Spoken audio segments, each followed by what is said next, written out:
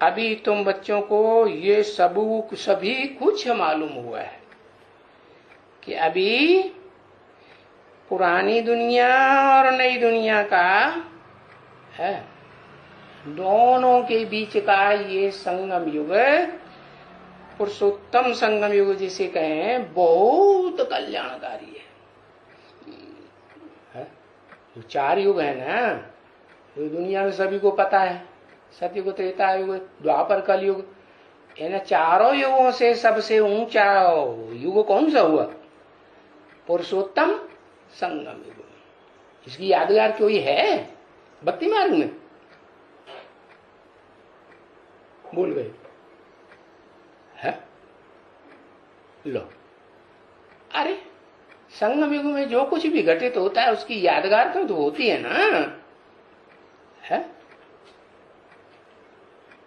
अरे सारा लिखने की जरूरत नहीं होती है। हाँ, पुरुषोत्तम मास, जो पुरुषोत्तम मास होता है ना, जैसे मास होता है साधारण, और फिर एक होता है पुरुषोत्तम मास। मान लो चैत्र मास है, तो चैत्र मास में एक अधिक मास जब होता है हर चौथी साल, है, कोई न कोई मास में होता है, तो फिर उसको श्रेष्ठ मानेंगे अधिक वाले को, या जो अधिक नहीं माना जाता है उसको श्रेष्ठ मानेंगे। हाँ, तो जो अधिक मास है वो श्रेष्ठ मास माना जाता है। उस मास में है जिनका जन्म होता है, जो जानकारी में आते हैं दुनिया वालों को, जन्म होना माने प्रत्यक्ष होना, तो जिनका जन्म होता है वो आत्माएं पुरुषोत्तम संगम युग में भी श्रेष्ठ मानी जाती है ना। हाँ, है 2 नंबरवार, तो उसकी यादगार में ये पुरुषोत्तम मास भी है, भक्ति मार्ग में गाया जाता है। तो ये बहुत कल्याणकारी युग है, जैसे पुरुषोत्तम मास, हाँ, बहुत कल्याणकारी मानते हैं।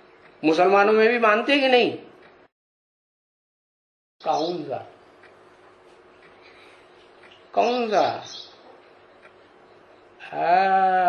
रामजान का महीना, ये तो मेरी जान है। कौन? कृष्ण जान? अरे कृष्ण जान नहीं, कौन? राम जान। हाँ, ये राम तो मेरी जान है। हाँ, और सिखों में भी, सिखों को में भी राम की मान्यता ज्यादा है या कृष्ण की, राधा की ज्यादा मान्यता है? किसकी मान्यता है? राम की मान्यता है। मुकर्रर रथधारी है ना, इसलिए तो ये तो बड़ी चेंज हो जाती है। कहां? पुरुषोत्तम संगम युग में, जिसकी यादगार पुरुषोत्तम मास मनाते हैं। अरे बड़ी चेंज होती है। क्या परिवर्तन होता है? अरे कलयुग से लेकर के सतयुग तक है, ऐसा पुरुषोत्तम युग में जन्म लेने वालों का क्या है, बल्ले बल्ला है कि नहीं? हाँ, बहुत चेंज हो जाती है औरों के मुकाबले। अच्छा,